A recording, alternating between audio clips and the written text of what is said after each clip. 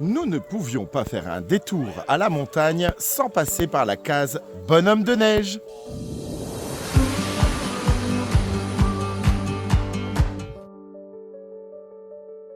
Tu ne le sais peut-être pas, mais le bonhomme de neige existe depuis fort longtemps.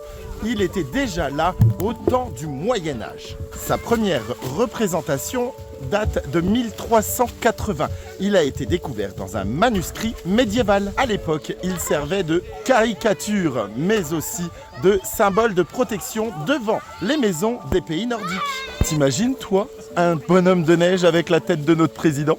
Mais dès le départ, il s'agit aussi d'un symbole humoristique. On le fait pour s'amuser. En 1511, à Bruxelles, l'hiver a été tellement rude que les habitants se sont amusés à mettre des bonhommes de neige partout dans les rues. Une vraie œuvre artistique, mais aussi satirique. À partir du 19e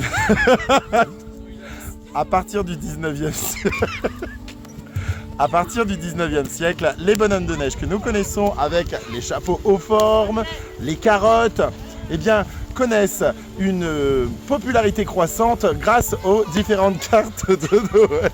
Nous en faisons de grands concours. Ça tombe bien, c'est les Jeux Olympiques.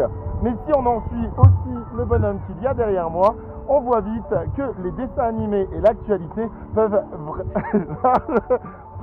inspirer les participants. Est-ce que tu aimes faire des bonhommes de neige? Allez, on fait le tour de ce concours et vous me dites en commentaire celui que vous préférez.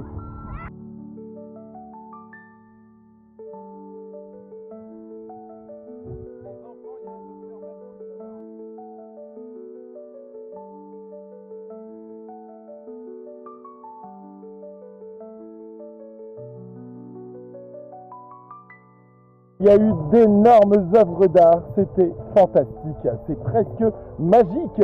Alors, lequel avez-vous préféré? Moi je vous dis à bientôt pour une nouvelle vidéo. À la Clusa, bonne journée mes explorateurs.